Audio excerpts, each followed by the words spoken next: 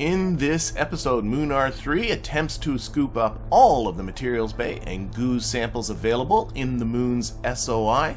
I fool around with some new plane parts, and I find a new way to force the abort of a mission.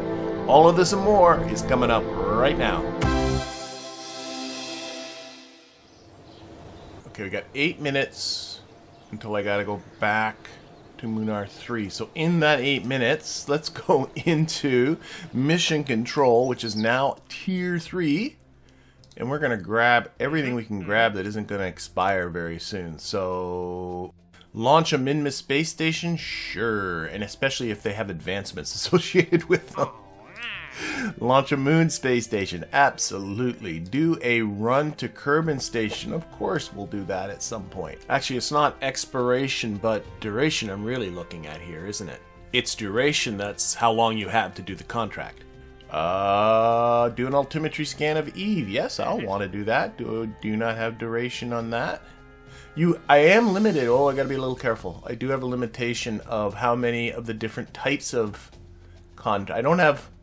You know, it says there's no limitations, but clearly these 3 added up is a limitation. I can't get more than 21 contracts. And I can't, you know, there is a limit. Like, for instance, I only got 2 more significant contracts, so I got to be a little careful. Okay. Build a plane that can carry 5 passengers. Yes. I want to do that. That's a oneer. I can pick up lots more oneers. I have now the crew cabin, the aerodynamic crew cabin, so that's cool. Mayday, Colonel Sonfrey Kerman. This is the in the water one. I'm tired of those because I'm getting pilots, but when this fella pops back up, I'm going for it. Bring 2 tourists to Kerbin Station. I can definitely do that. Oh, there's no advances with these. But completion gives me money, and I like money. And it's a oneer. Okay, I'm going to have to put, I think, the rest of these on hold. But that's pretty good. I'm now up to 835,000 Kerbucks. And this guy needs 844.5 thousand Kerbucks. So I am closing in. I am close. But Munar 3 requires our attention. Now you might recall from last episode that Munar 3 and then Minmus 3 as well, its sister craft, which also was launched last episodes, and the purpose of both of those vehicles are to go to the moon and Minmus respectively and collect all of the material bay samples and goose samples that are available above and on the surface of both of those 2 planetoids. But you might also recall last episode that I forgot to turn on the goo while I was still in high space above the moon. So what I ended up doing is getting my capture but leaving my apoapsis still up very high so that I'd loop back up around high space and collect that goo. Oh, the goo is done. Yeah. Oh, the materials bay is done, but why does it have 2 materials bays? That I don't know. Let's time warp that. It's all so confusing. So we will transfer data here. So now all of this should be stored in there. And we'll sort it all out when we get home. And again, we have now 7 slots we're taking up. So yeah, the material space high is 4 slots. Okay, no, this is making sense. Oh, it consolidated everything. So that's 32 kilograms of high space materials based stuff. And 7.3 kilograms of high space goo stuff. That sounds like I've got it all, doesn't it? Okay, I think I do. We are in space low. Are we starting to collect some stuff? I think we are. We must be. It's still doing a material study space low. Material study space low. Is it adding anything to this? Is this running? Or is it complete? Nope, this is now depleted. See that? See, I'm worried with its starts and restarts that I might have bunged this up. I don't know. I think it should be okay. I think I have an extra one. So let's start the other materials bay. Oh, okay, wait. I think I have to stop this one. Yep. And now start this one. There it goes. All right. Okay, so now it's doing some more materials-based stuff. The goo should be good for the whole mission. It should be able to do all the goos. But I don't know. I'm worried that the starts and restarts that it did might be messing this up. But it's collecting stuff. Okay, let's get to that burn.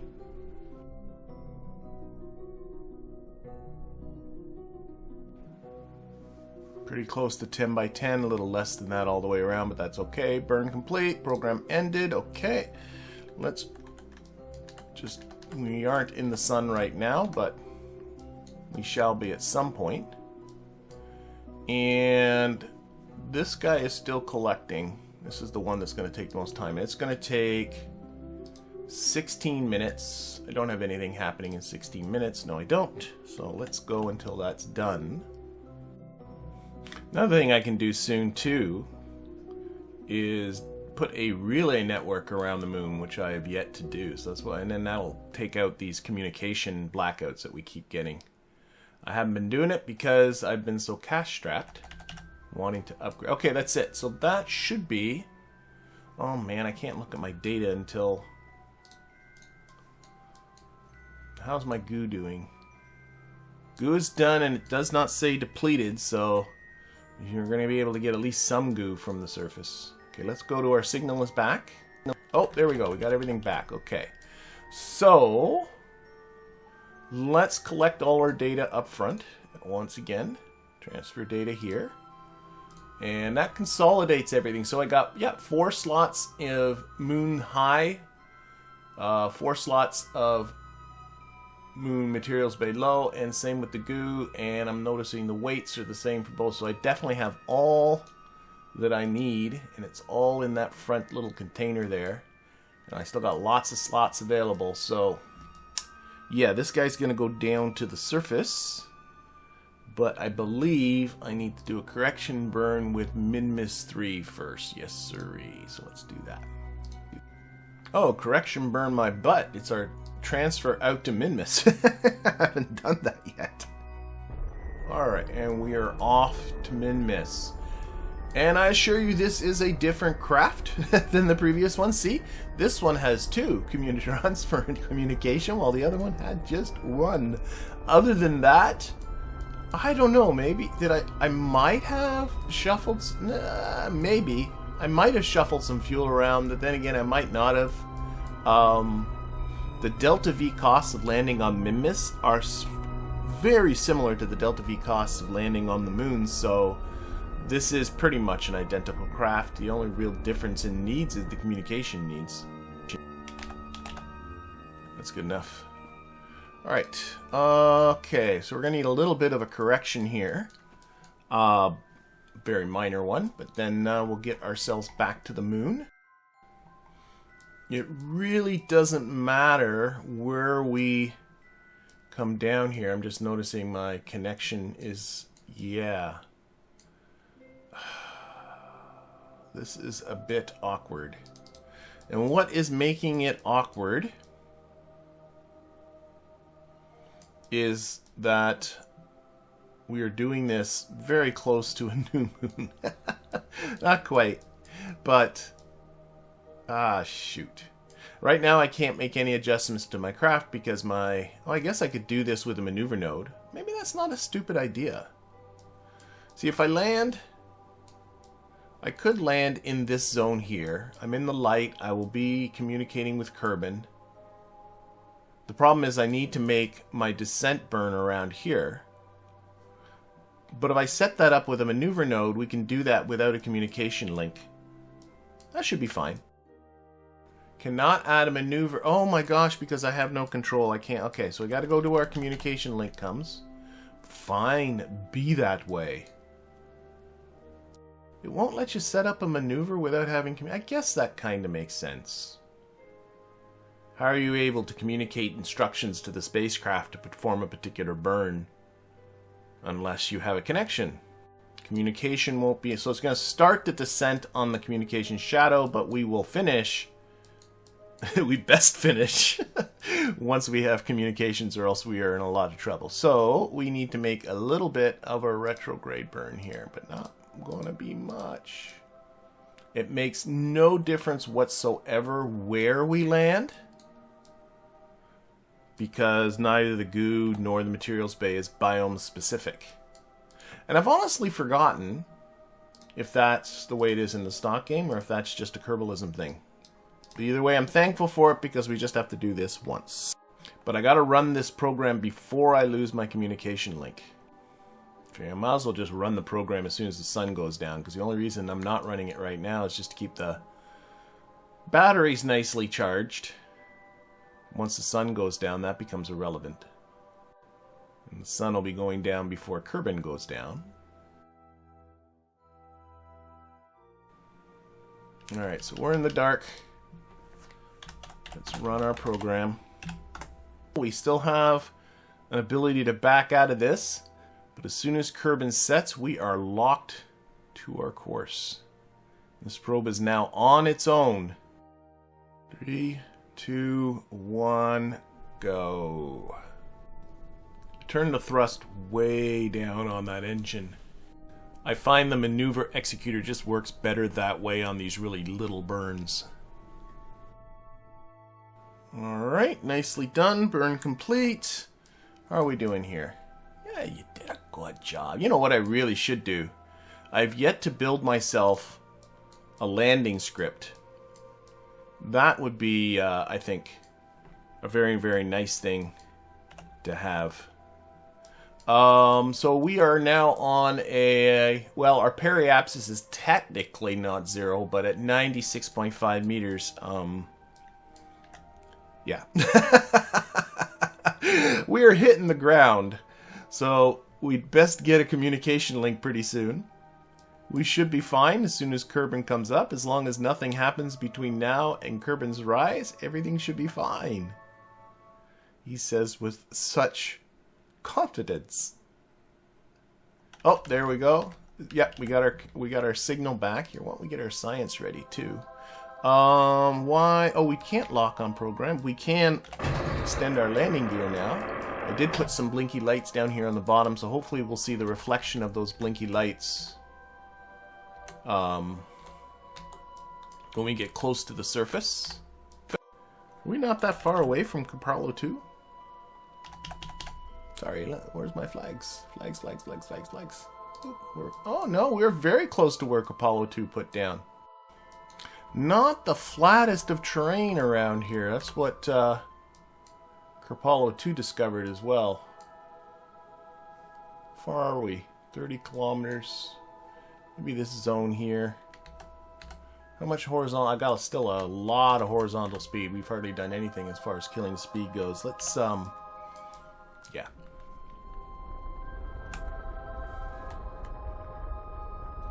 Of course, Kerpollo 2 had the disadvantage of landing at night. Will at least be in the daylight.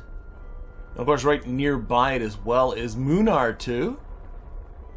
This is becoming a pretty popular area of the moon. Lot of Delta V. So they're in this crater here. We're not going in there. So let's just kill it right here. Right here. I like this. See if we can kill off our horizontal velocity. I don't want to go into this crater. Come on.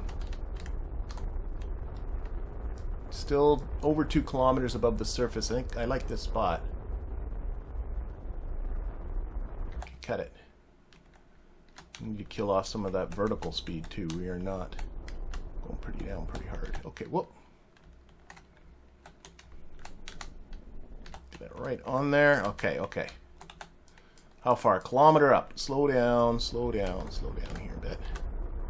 Okay, we're good. We're good. We're good. What's the slope below us? 4.3 degrees. It should be okay. Oh, I can see my shadow. See my shadow. You know, let's turn this way. So for the solar panels, throttle up.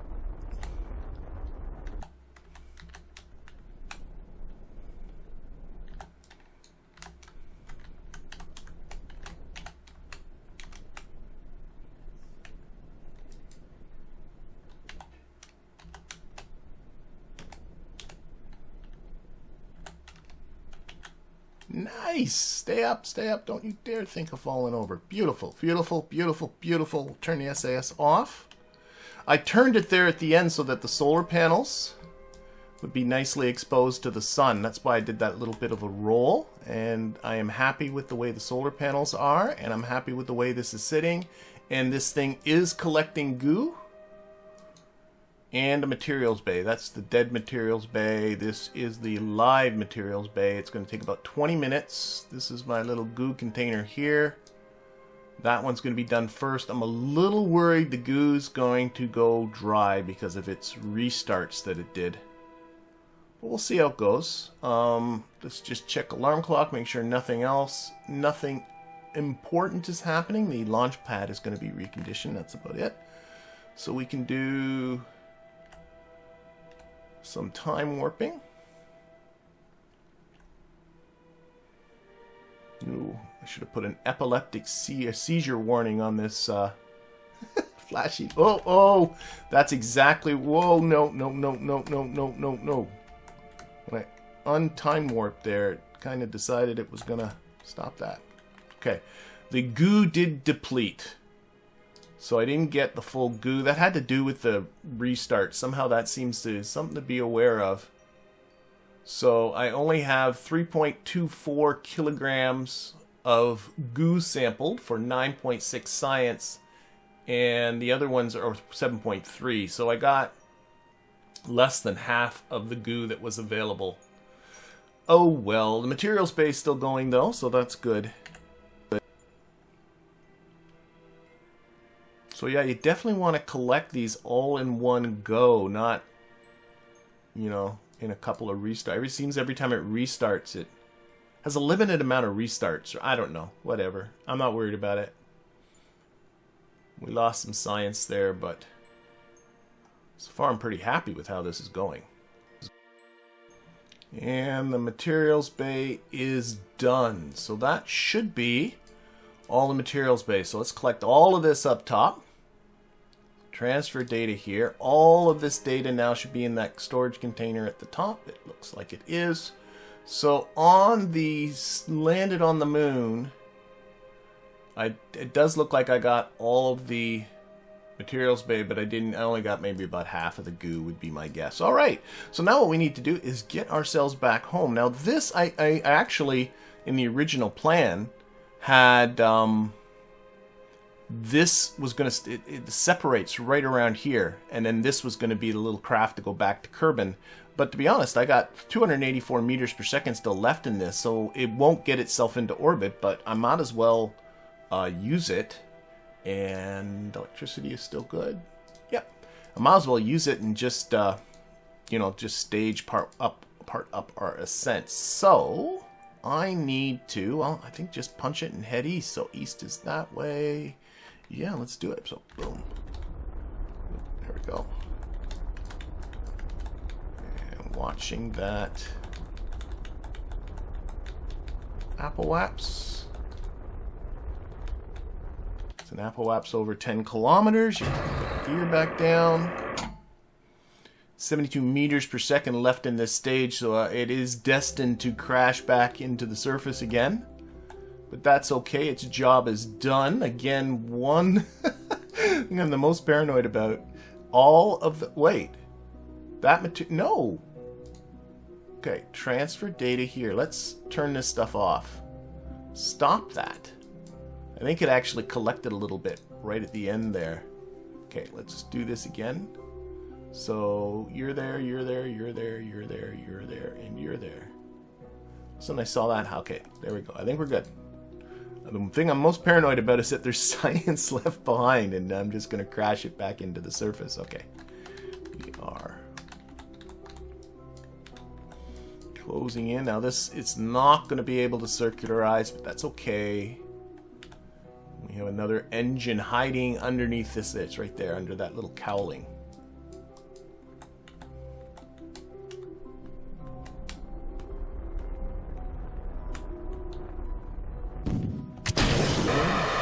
Go. Alright, that's good.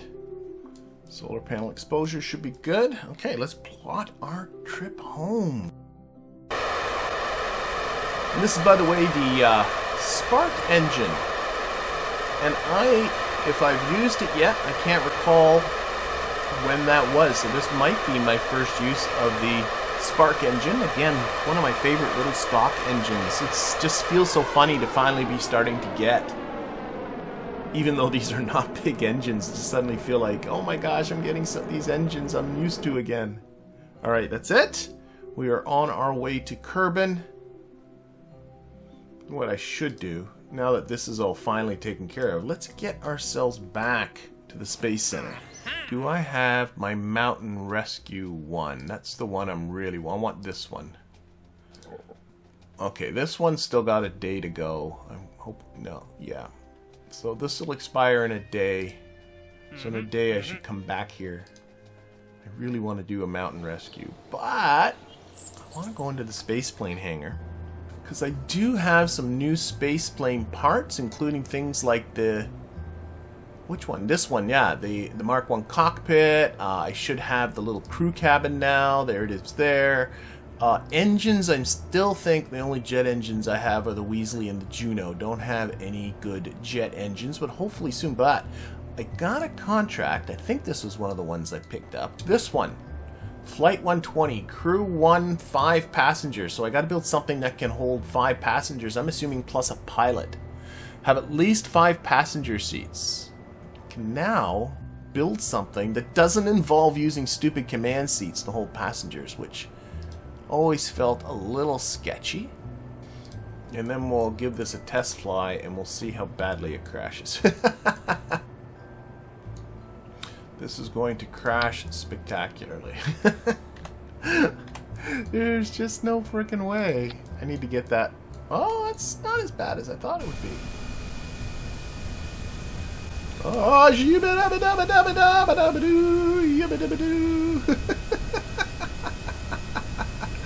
okay, I need that center of mass more forward for sure.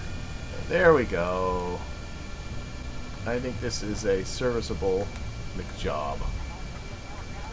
And I shouldn't be spending money just fooling around.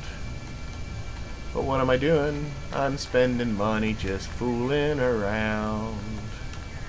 Calling it. That's it. Calling it. Alright, and that's going to take a while. 9 days. That's okay. Alright.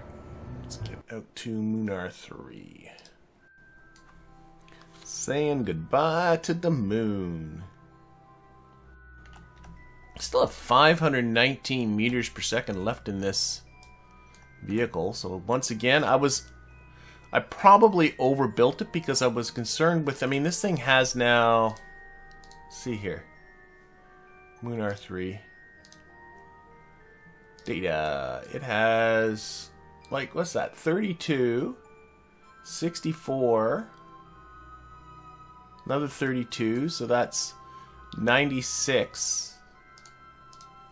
You know, like, oh, yeah, well, I mean, over 100 kilograms anyway, so that's, I think that was the, I wasn't paying attention, that was the Kerpollo. Yes, roll you out. Saying it has over 100 kilograms of extra mass in all the samples, so I overbuilt it a bit just to deal with that, but I probably overthought that. Well, what do we have happening here? Oh yeah, check my contracts. Okay, let's actually do that. Back to the Space Center. And Coast Guards. Yes. This is what I'm looking for. So this is the Medvaxum climbers. And I have to have my rescue officer Joe Kerman, who I do not have a Joe Kerman, so I'm assuming they're going to have to get them for me. And I'm rescuing Jean and Hadkin. And once I accept this, I have a day to do it.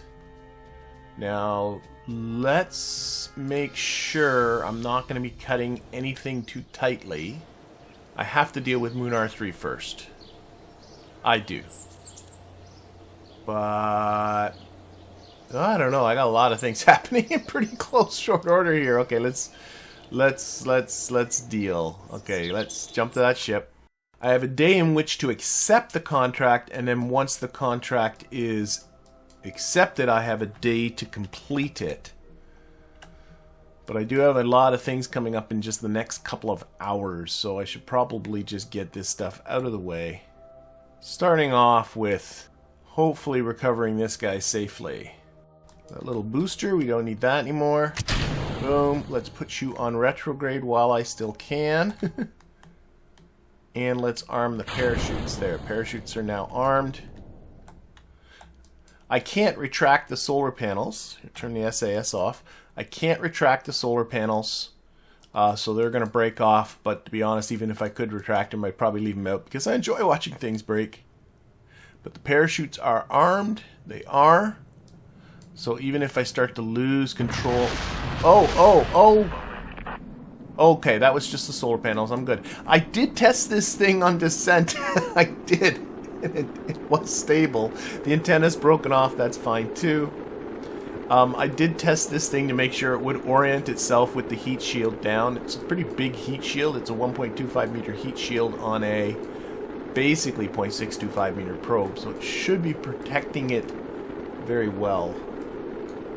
Those explosions scared me for a moment. And as we watch this thing plummet through the atmosphere, I'll take this opportunity to welcome aboard my newest patron, Mac the Genius. Thank you very much, Mac. I do appreciate your support. It helps me produce these videos and keeps me motivated. And just to remind people as well that patrons do receive some rewards. They get these videos a couple of days early and ad-free. As well, they also receive craft files and KOS scripts. The rest of this went actually perfectly fine. Let's see how much science this gets me. And down and recover. Alright, so that's 161 science from that little adventure. That certainly was worth it. We can spend 187.9 science. Jet parts, the Raptor, or no, the Panther engine. Of course, not the Raptor, but the Panther, but that can at least get me up high altitudes and supersonic. That is a tempting one. I think I want to get into bigger planes. I want to start getting into more planes. That's what I want to do. So I think I'm going to do this one. That is where I am going. Oh, our scientist just made a breakthrough. We now have, what is this? Cloud atmospheric science. Okay, so we got new science. Okay. Stuff to look at in the future. And we are off.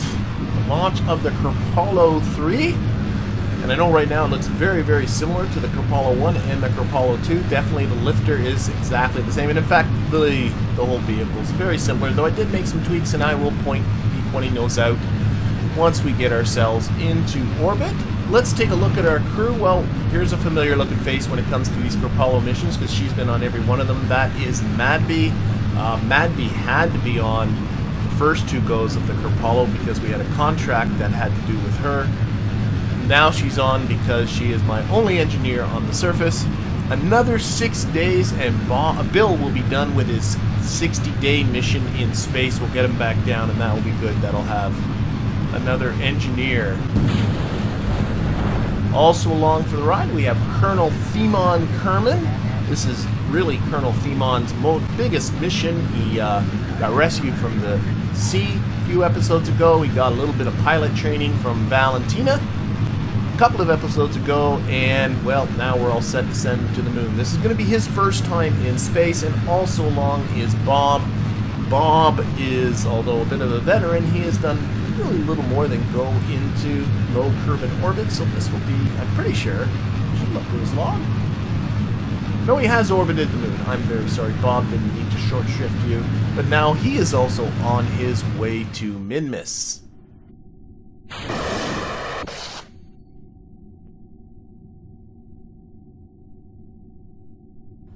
Sorry for the night launch, but again, had to be launching at either the ascending or the descending node of Minmus's orbit, and I did not feel like waiting another 3 hours to come around to the other side, so we are launching at night.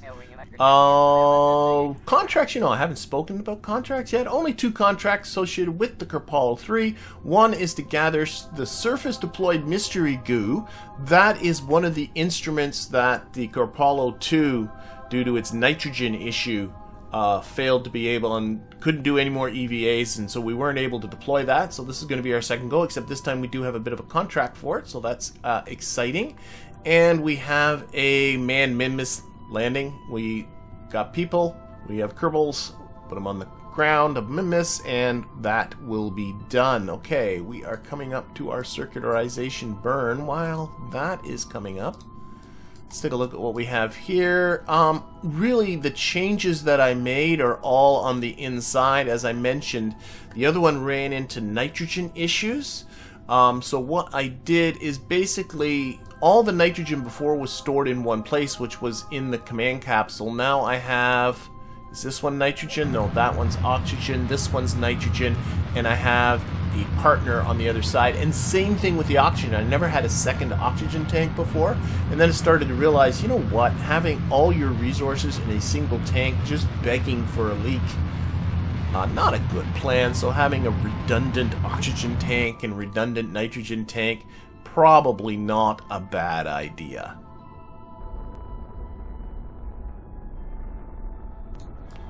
Once again being pushed by the Terrier engine, an engine you will be seeing over and over and over again because I really, really, really like it. There's another Terrier tucked under there too. Not a ton in the thrust to weight department, but more than adequate. In fact, I can see from our acceleration here we have a thrust to weight ratio of under half. That's okay. Don't need more. Oh my gosh! Was that a brilliant burn? Slightly overcooked, but only slightly. What's going on here? Launchpad is being reconditioned 3 days for the GOI. 7.5 days for Flight 120. Okay. So this guy's going to be doing its burn first. Alright, let's get out there.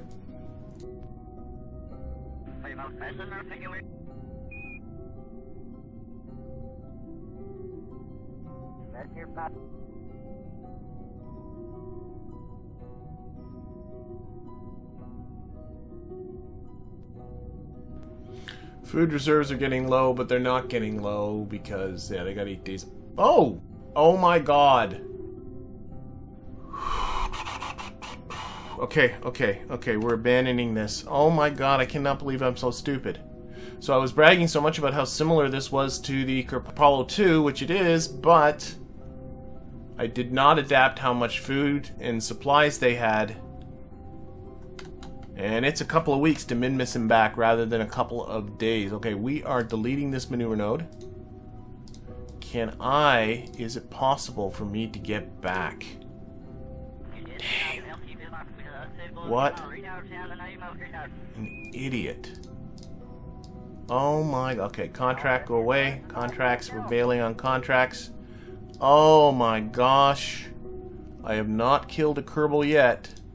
You may be witnessing it. Basically, we gotta just turn around. So clearly retrograde's gonna be the dominant part of this burn. Okay, how long until we're back to Kerbin? Okay, that's 8 days from now. Okay, I might... Oh my god, don't tell me I can say. Okay, we're gonna go 2.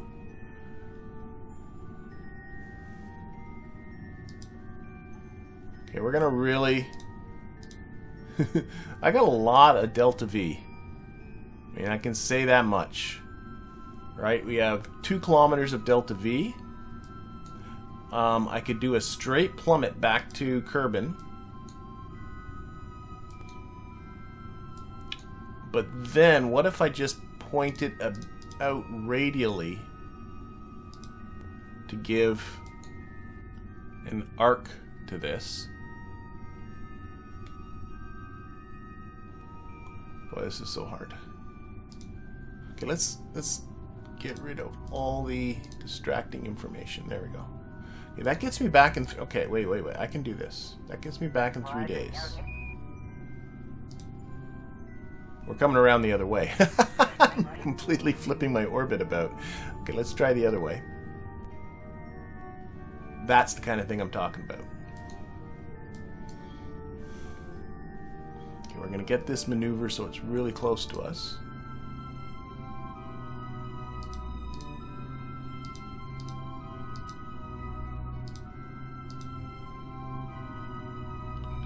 Don't need the moon to get involved. Looks like the moon's getting involved whether I like it or not. Okay.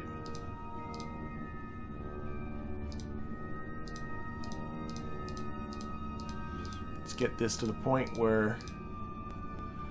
oh my gosh. Okay, this gets us back in 5 days. That's going to be good. It looks like I'm not going to kill anybody. I just need to tweak this.